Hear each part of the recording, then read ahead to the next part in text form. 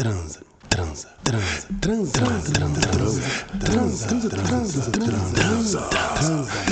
é o Transa Podcast. Ei, gente, sejam todos muito bem-vindos ao Transa Podcast. Eu sou a Maria Trica e esse é meu podcast de piração, experimentação e muitas outras coisas. Se você está chegando agora, seja muito bem-vindo.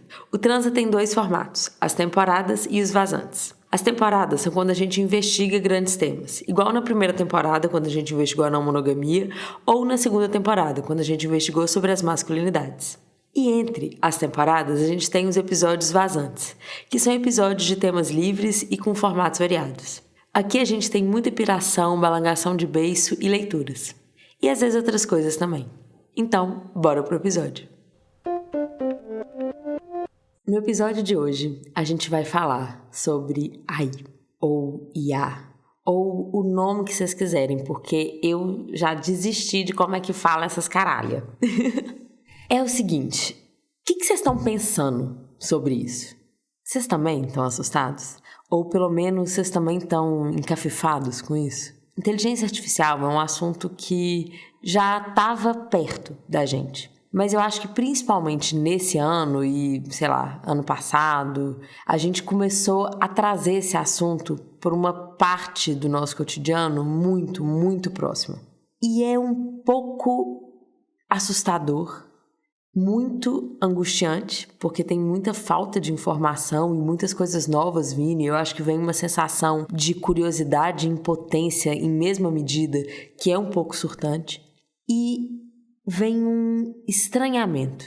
A sensação que eu tenho é que meu corpo está se deparando com um cheiro, uma imagem, uma qualquer coisa que ele nunca viu, por mais que ele já sentisse a proximidade daquela coisa. E é meio louco porque é um assunto que muitas vezes eu nem queria estar pensando sobre ele, mas parece que ele está perto o tempo todo. Seja no Instagram, nos vídeos da Marisa Mayô, nas propagandas que aparecem oferecendo cursos de IA, ou como você faz seus vídeos, ou como melhorar seu prompt, ou os vídeos das redes sociais, no TikTok, as 1000 trends que começam por aí, ou a música, sabe aquela da Xoxota? Que o beat é IA.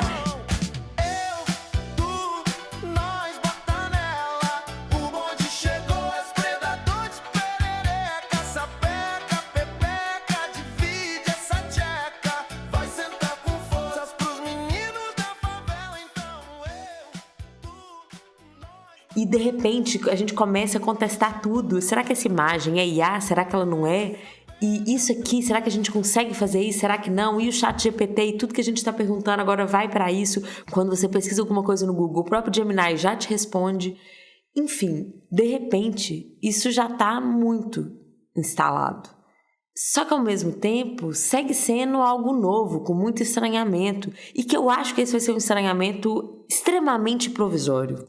Daqui a pouquíssimo tempo a gente vai estar naturalizado nisso de tal forma inacreditável. Mas eu queria aproveitar esses poucos instantes de espanto que a gente ainda tem, antes que essas coisas se naturalizem por completo, antes que a gente se esqueça de que em algum momento a gente não tinha isso. Igual a gente se esqueceu de como é não ter um celular. E mesmo se você não nasceu com o celular na mão, ainda assim é difícil lembrar. E mesmo se você for da época da internet de escada, a gente lembra isso já num outro recorte, numa outra dimensão de imagens e sensações. Já está tudo muito distante. E essa distância vai se tornar cada vez maior em uma velocidade cada vez menor.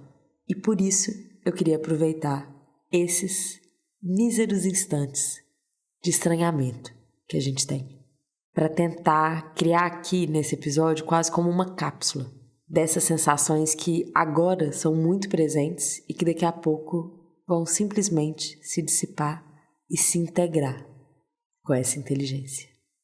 Será que é inteligência mesmo? Vamos lá! Primeiro, eu não entendo porra nenhuma de inteligência artificial. Eu sou leiga pra caramba nisso. E assim, eu também não fiz muito esforço de tentar me notificar e me entender nisso. Porque, pra te ser muito sincera, eu tenho um cagaço hediondo desse negócio. Tenho medo. Eu não uso o ChatGPT porque eu tenho até medo de perguntar. Eu peço, por favor, obrigada, Alexa, você é linda, por mais que ela não seja um IA. Eu tenho 1000 cuidados com a Siri. A única vez que eu usei isso foi pra fazer um documentário. Inclusive, foi bem legal isso. Eu vou disponibilizar esse vídeo depois em algum lugar aqui, porque é um videozinho legal, assim, que eu ficava tentando conversar com a Siri. E meu filho, que cagaço foi esse? Eu fiquei morrendo de medo, porque isso me assusta. Só que eu tava já pensando nisso, pensando, por exemplo, como que a inteligência artificial ou essas imagens vão impactar na nossa sensibilidade. Porque para muito além de pensar se a gente vai conseguir identificar a imagem que é IA, a imagem que não é IA, ainda assim eu fico pensando que algum efeito isso vai ter na nossa sensibilidade. Aí, ao mesmo tempo, eu fico pensando, tipo assim, porra, vê a coisa da Marisa Mayô, que é genial, assim, eu falei, porra, isso já tá bem bom. Daqui a pouco isso vai estar bem melhor. Mas aí, por exemplo, quando eu vejo Marisa Mayô, eu olho e falo assim, caralho, isso já tá muito bom. Em pouco tempo isso vai estar muito melhor. E é muito interessante porque isso abre uma possibilidade absurda pro cinema. E assim, eu venho do cinema, eu amo o set, eu amo o negócio de pegar e fazer.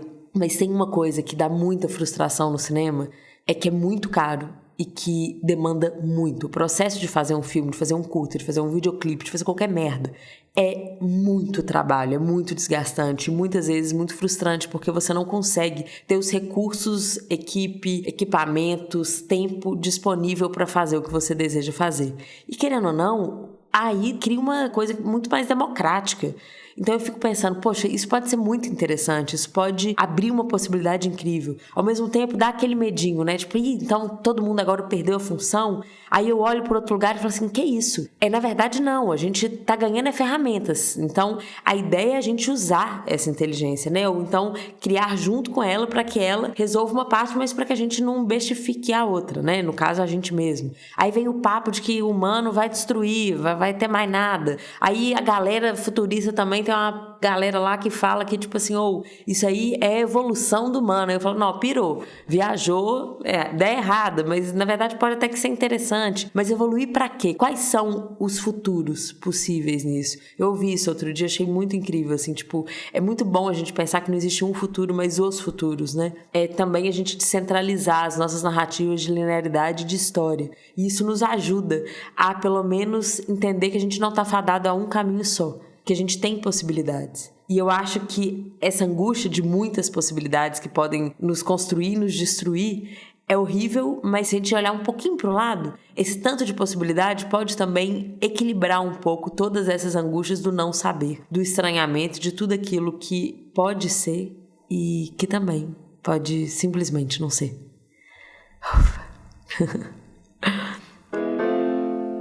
Então eu fiquei com todas essas ideias na minha cabeça. E o medo de falar com o ChatGPT e ele ir também me bestificando. O medo de me adaptar a coisas que vão estar, na verdade, me emborrecendo, que vão estar ali me tirando dos lugares que eu quero sim ocupar, que eu quero sim criar, que eu quero não ser facilitada.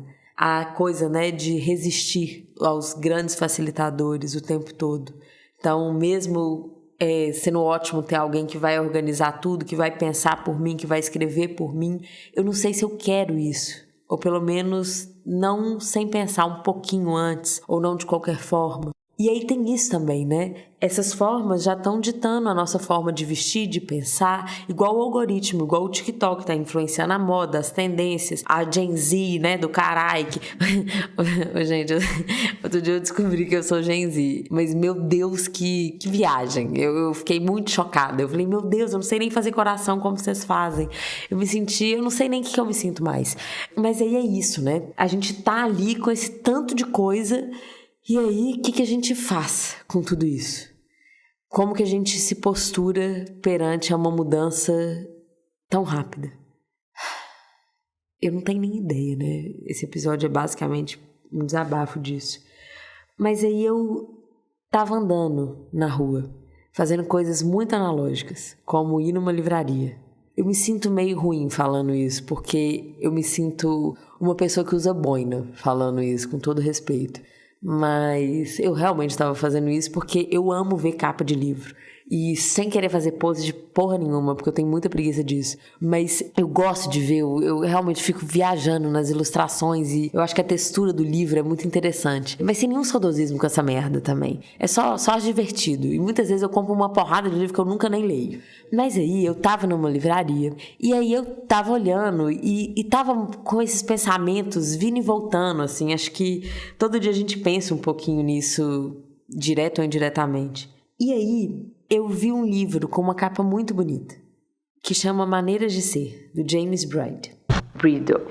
Peraí, gente, vamos esperar o idioma aquecer aqui. O livro Maneiras de Ser, do James Bridle. Yeah, bitch! Mas voltando, eu tenho um rito com o livro. Eu escolho pela capa ou pelo título, e aí eu abro uma página aleatória e se a frase me impactar, eu olho mais o livro, senão eu simplesmente deixo lá. E aí eu peguei, abri em qualquer página e veio uma frase que me impactou muito. E aí eu comecei a tentar entender esse livro. E ele é muito interessante, porque é um escritor e artista plástico que durante muitos anos explorou a relação entre tecnologia e vida cotidiana, com as coisas que a gente fabrica. Principalmente coisas muito complexas, como computadores, e como essas coisas afetam a sociedade, política e o meio ambiente. E esse cara começou a olhar para a inteligência artificial e a também se inquietar com isso. Começa com um relato dele indo visitar uns amigos na Grécia e descobrindo o esquema de petróleo e da produção de inteligência artificial e como que essas coisas estão conectadas, parará. Tem mais uma coisa que eu esqueci de falar daí, que é a coisa do capital também, né? Porque tá vendendo isso, assim. Tem, não sei, 200 e tantas inteligências artificiais, cada uma para uma coisa, você compra os pacotes, tem o gratuito, mas não dá, e não sei o quê. A insegurança de informação também, que isso é outra questão. A gente também tá entrando numa outra economia. Enfim, só para falar isso, mas voltando. E aí ele tá falando dessa relação do petróleo com a inteligência artificial, como que essas coisas estão um pouco entrelaçadas, e aí ele começa a olhar para isso com um pouco mais de inquietação, e aí ele começa a trazer para perto coletas de pensadores de outras áreas, como a biologia, como a área que vai estar falando das bactérias, da importância da mistura das espécies e das inteligências diversas para que a gente possa evoluir e criar outras coisas. E nessa pegada, ele faz um gesto que me interessou muito, e por isso que eu comprei e comecei a ler o livro. Que ele vai falar que a inteligência artificial é uma inteligência possível, mas que ela é uma inteligência baseada na inteligência humana, que é apenas uma das inteligências que existe. Por mais que a gente esqueça muito disso e se coloque como a única real inteligência da vida, do mundo, do universo.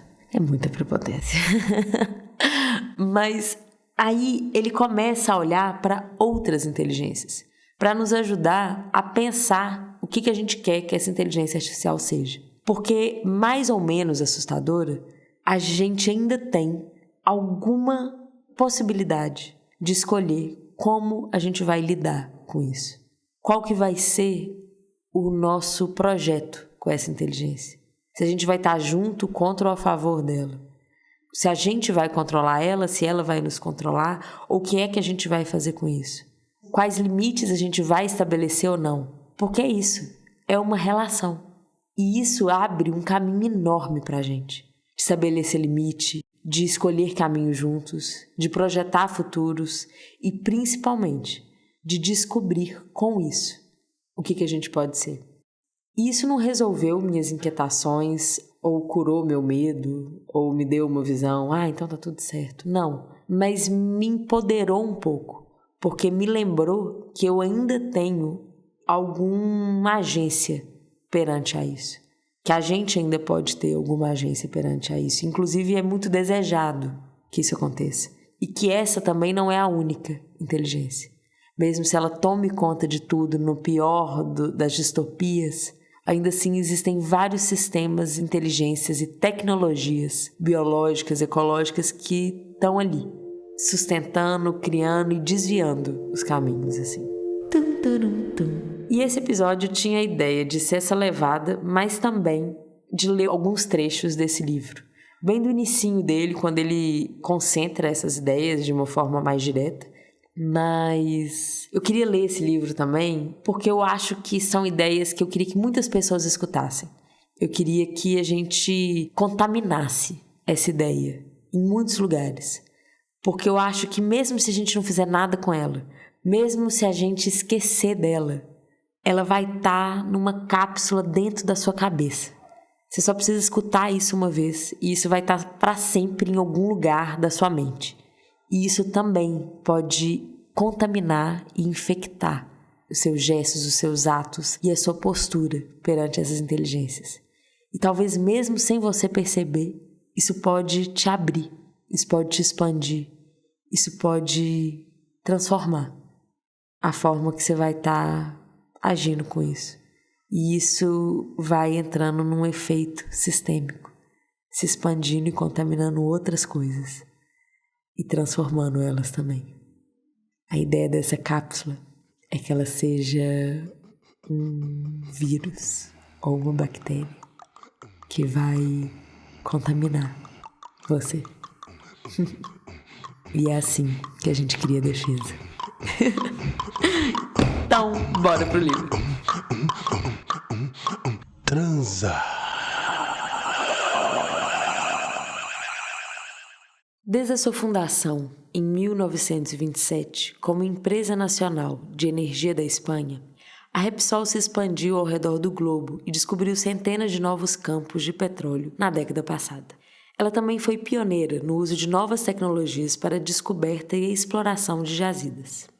Em 2014, a Repsol e a IBM Watson, divisão responsável por inteligência artificial na gigante de tecnologia americana, anunciaram que estavam trabalhando juntas para alavancar as tecnologias cognitivas que ajudarão a transformar a indústria de petróleo e gás. Essas tecnologias incluíam protótipos de aplicação cognitivas especialmente projetadas para melhorar as tomadas de decisões estratégicas da Repsol, visando a otimização da produção nos reservatórios de petróleo e a aquisição de novos campos petrolíferos. Aquisição e otimização são os dois esforços centrais da indústria de combustíveis fósseis: onde perfurar a crosta terrestre e como extrair o máximo dela. O petróleo está acabando e as tecnologias de extração estão mudando. À medida que as reservas maiores e mais acessíveis se esgotam, o valor financeiro daquelas que ainda resta aumenta, mesmo diante das consequências ambientais óbvias e catastróficas. Reservas até então intocadas, que foram ignoradas porque eram muito difíceis de avaliá-las ou explorá-las, estão outra vez na mira das gigantes do petróleo. Acessar novas reservas é uma tarefa cada vez mais difícil. O subsolo é uma grande incógnita.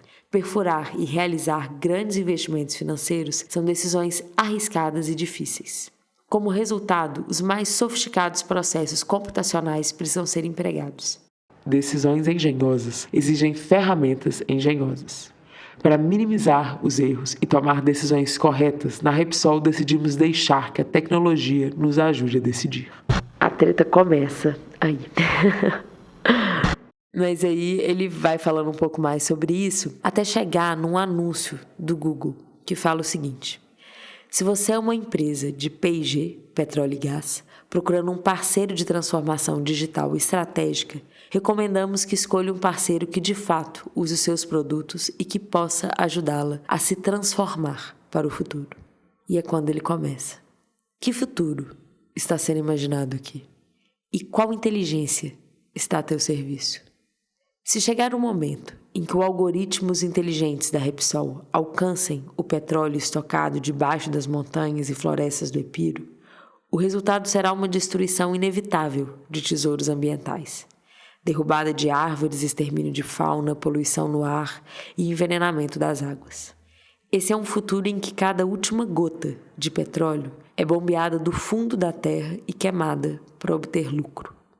É um futuro em que a concentração de dióxido de carbono e outros gases do efeito estufa continua a aumentar na atmosfera, acelerando o aquecimento global e catalisando a elevação do nível dos oceanos, os eventos climáticos extremos e asfixiando a vida ao redor do planeta. Um futuro que, em suma, não é um futuro. Que forma de inteligência procura não apenas apoiar, mas incrementar e otimizar uma insanidade dessas? Que tipo de inteligência participa ativamente da perfuração, do esgotamento e do despojo das poucas reservas naturais restantes sobre a Terra em nome de uma ideia de um progresso que a gente já sabe que está condenado? Isso não é uma inteligência que eu saiba reconhecer. Parece haver algo profundamente errado no propósito que imaginamos os nossos instrumentos. E esse pensamento foi se infiltrando em mim nos últimos anos. À medida que eu via como as novas tecnologias, em particular as mais novas e mais inteligentes, entre aspas, eram usadas para corroer e usurpar a alegria humana, a segurança e até mesmo a própria vida. Eu não sou o único a achar isso. O modo como o desenvolvimento desses instrumentos supostamente inteligentes poderá prejudicar, erradicar e, em última instância, suplantar a nós mesmos se tornou um objeto de um campo de estudo abrangente, que envolve cientistas da computação, programadores e empresas de tecnologia, bem como teóricos, filósofos da própria inteligência das máquinas. Um dos mais dramáticos desses futuros possíveis é descrito na hipótese que se costuma chamar maximizador de clipes de papel. Funciona assim. Imagine um software inteligente, o IA, criado para otimizar a fabricação de clipes de papel. Uma meta de empreendimento aparentemente simples e inofensiva. O software poderia começar com uma única fábrica, automatizar a linha de produção, negociar melhores condições com os fornecedores, assegurar mais pontos de venda para os produtos. Mas quando o software atingir os limites de um único estabelecimento, ele poderá adquirir outras empresas ou seus fornecedores, acrescentando empresas de mineração e refinarias ao portfólio para obter as matérias-primas com maior vantagem. Ao interferir no sistema financeiro, já completamente automatizado e fértil para a exploração dos algoritmos, ele poderia alavancar e até controlar o preço ou o valor dos materiais, movimentando os mercados a seu favor e gerando contratos futuros computacionalmente diabólicos que o colocariam numa posição intocável. Acordos comerciais e legislações o tornaram independente de qualquer país específico e imune a qualquer tribunal. A fabricação de clipes de papel prospera.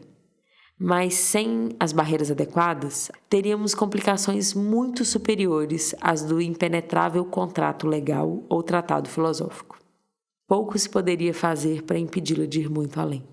Depois de ter assegurado o controle dos sistemas jurídicos e financeiros, subordinado os governos nacionais e as forças letais à sua vontade, todos os recursos naturais da Terra estariam à disposição da IA e da sua busca por uma fabricação mais eficiente de clipes de papel.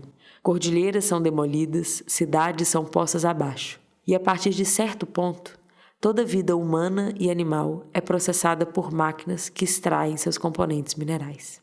Foguetes gigantes de clipes de papel acabam abandonando a Terra devastada para extrair energia diretamente do Sol e iniciar a exploração de outros planetas. É uma cadeia de eventos aterrorizante e aparentemente ridícula. Mas ridícula só porque uma inteligência artificial avançada não precisa de clipes de papel. Movida pela lógica do capitalismo contemporâneo e pelos requisitos energéticos da própria computação, a maior necessidade de uma IA na era atual é o combustível para sua própria expansão. É de petróleo que ela precisa. E cada vez mais ela sabe onde encontrá-lo. Custe o que custar. Alguns dos mais graves alertas a respeito do IA vieram, na verdade, dos seus maiores defensores, os bilionários do Vale do Silício, que, em sua maioria, forçam agressivamente a adoção de uma narrativa de determinismo tecnológico.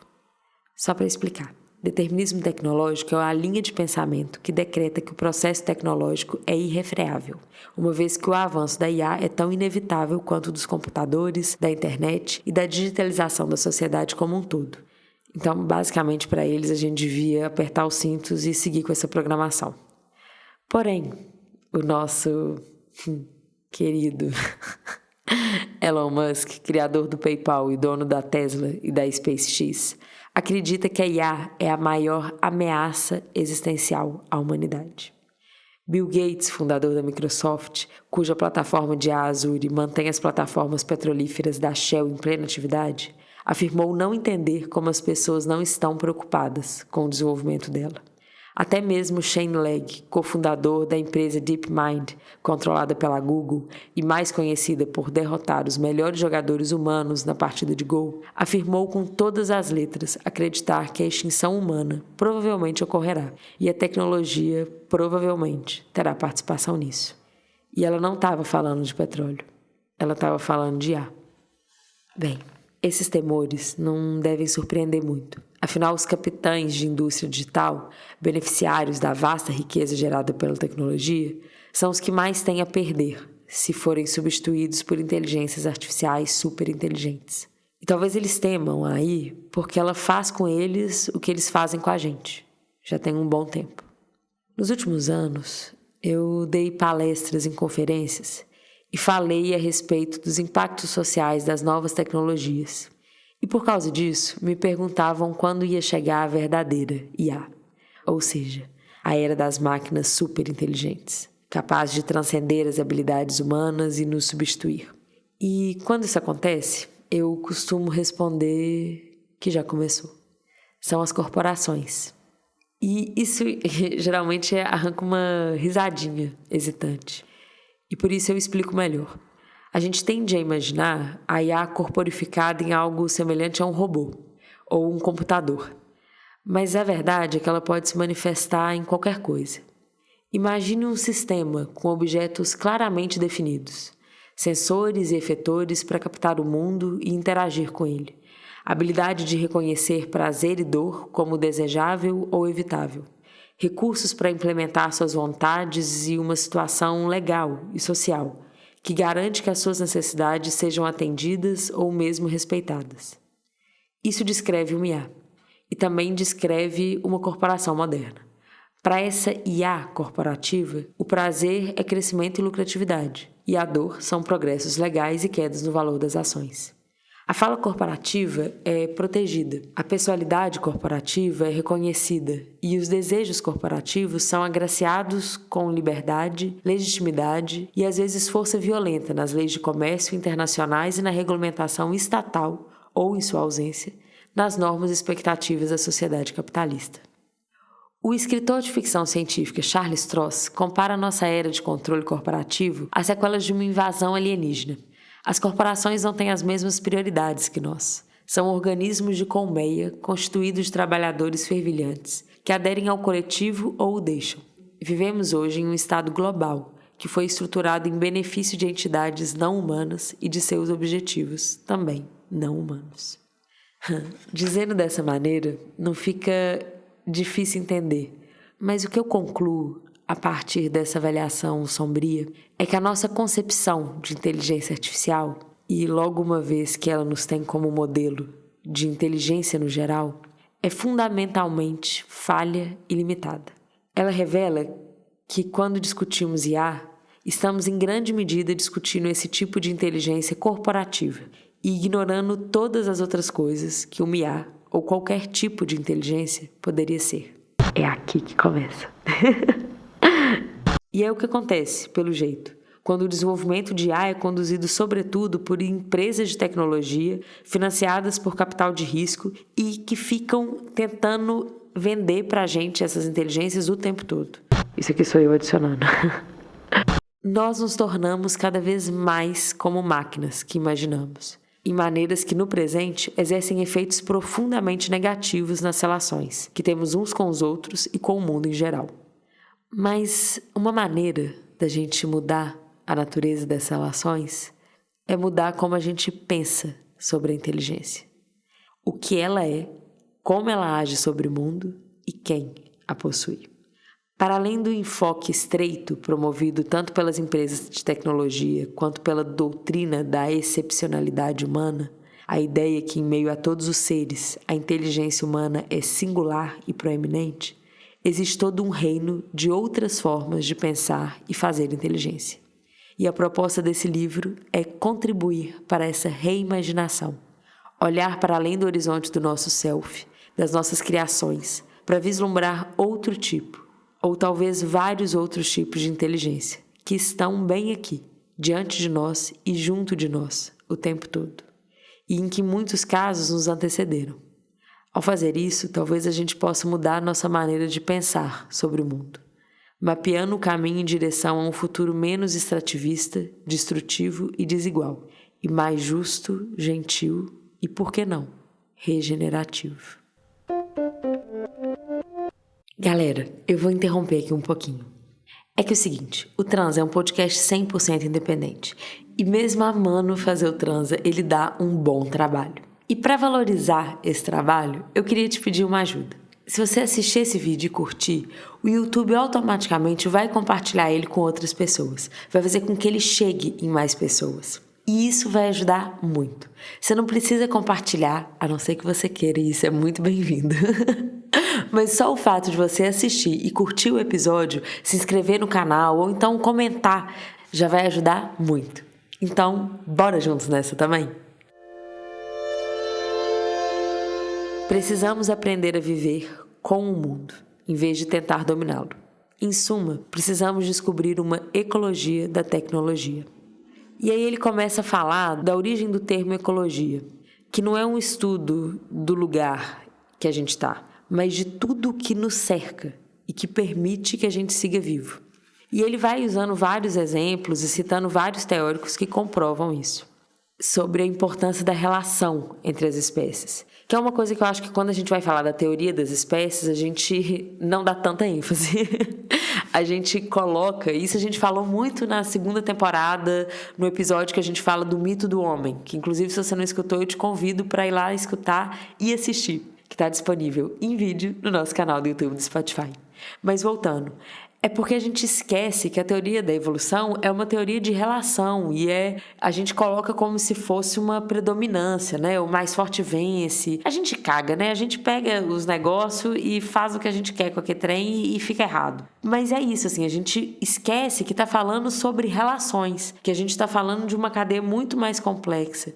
Ou então, né, como no Cálice e a Espada, a autora também vai dizer, que eu esqueci o nome agora, Riane Esler é uma escritora austríaca que vai investigar no seu livro Cálice e a Espada algumas descobertas arqueológicas que nos ajudam a criar outras perspectivas e narrativas sobre a história da evolução da humanidade. Ela também vai estar falando sobre como existem sociedades antes de uma certa narrativa da sociedade que se tornou predominante, que é essa ideia que o mais forte vence, e é lembrar daquela coisa.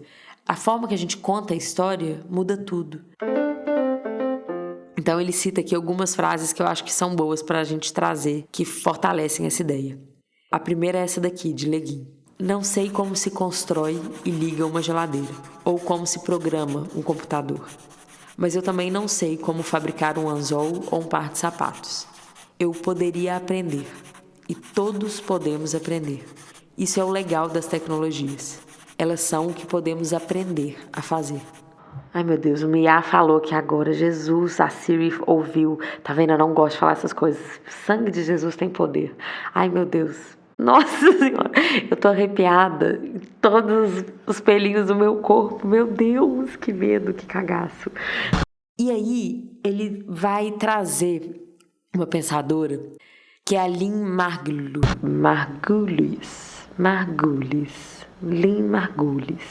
Eu não sei como é que fala. Deve ser francês, enfim, foda-se. Que vai estar falando sobre isso, mas não só. Porque, beleza, quando a gente fala relação, pelo menos na minha cabeça, só empodera a mim de novo, né? A coisa do ego ali, então o humano ainda predominante, pai, e vou então eu e aqui, ó, eu e a Siri aqui, ó, não podem falar muito, senão essa porra liga de novo, mas eu e a I aqui, ó, batendo um papo tete a tete.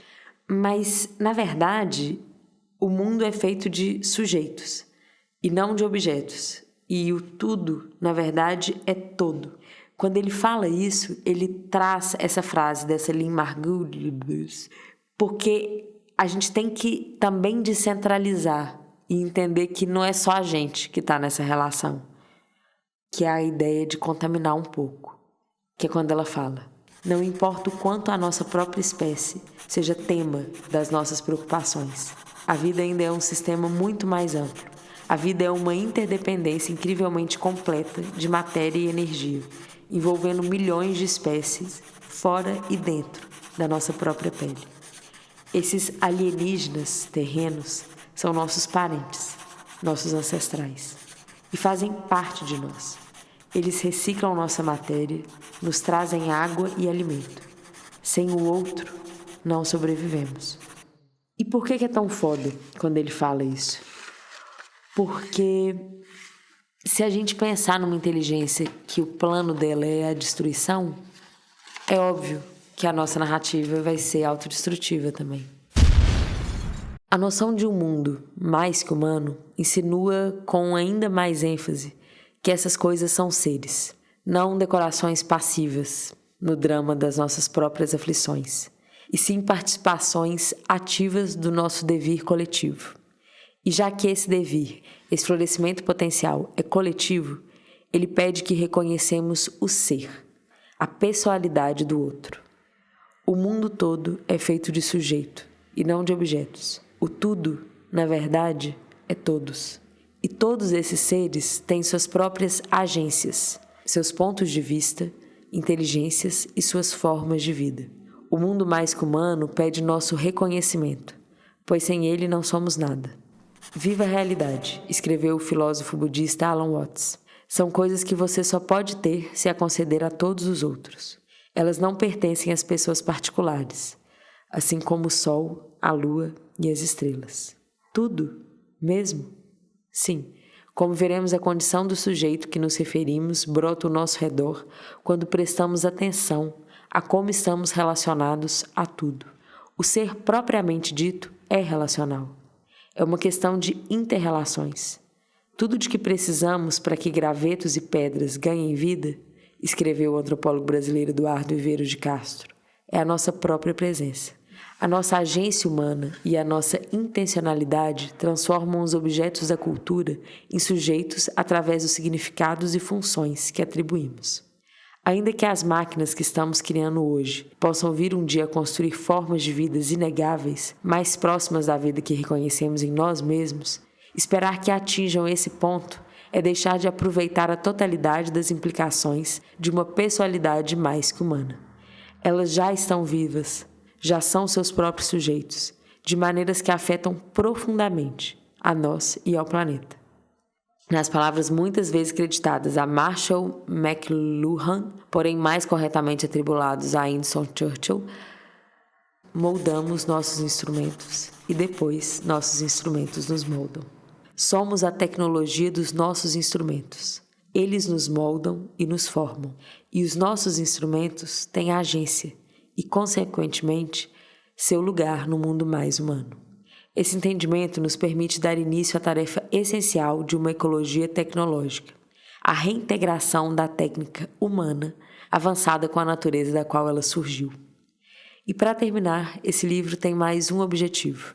Uma vez que nós humanos e as coisas que criamos estamos inextricavelmente emaranhados com o mundo mais que humano, e uma vez que repensar nossa relação com o mundo exige que reconhecemos sua existência e sua agência, precisamos refletir um pouco sobre a forma que essa relação pode vir a assumir. Uma parte dela consiste apenas em cuidado, uma atenção constante aos significados e afetos atrelados ao nosso emaranhamento. O resto, infelizmente, é política. Os detalhes duros e substanciais do debate, da tomada de decisões, das relações de poder e de status. É bem aí, acredito, que o mundo computacional tem algo valioso a oferecer à nossa comunidade mais que humana. Algo que, com o tempo, poderá justificar sua inclusão nessa comunidade, caso uma justificativa seja necessária. A infinita complexidade da computação que extraímos ou sonhamos, a partir do mundo material e concretizamos na forma de máquinas, tem muito a nos ensinar sobre como podemos nos relacionar uns com os outros. Fomos levados a pensar na natureza como algo separado de nós. Quando falamos de futuros fantásticos evocados pela alta tecnologia, falamos de uma natureza nova ou posterior, alguma utopia da computação que suplanta e aliena ainda mais o chão do qual viemos e em que ainda pisamos. Está na hora de deixar de lado esse solipsismo adolescente, tanto pelo nosso bem quanto pelo bem do mundo mais que humano. Existe apenas natureza, em todo o seu eterno florescimento, criando microprocessadores, centros de processamento de dados e satélites da mesma forma que produziu oceanos, árvores, gralhas do campo, petróleo e a nós. A natureza é a própria imaginação.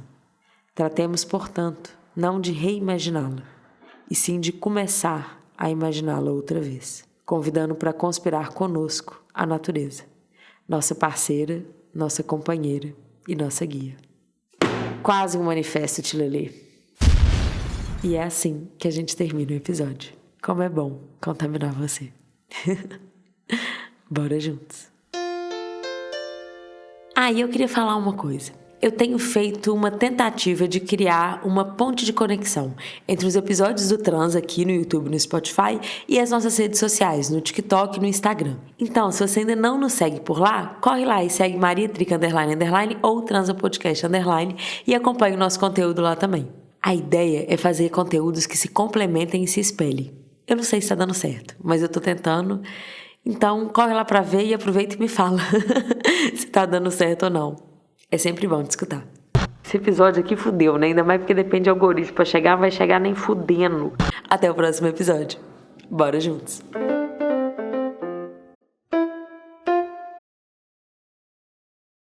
Transa. Transa.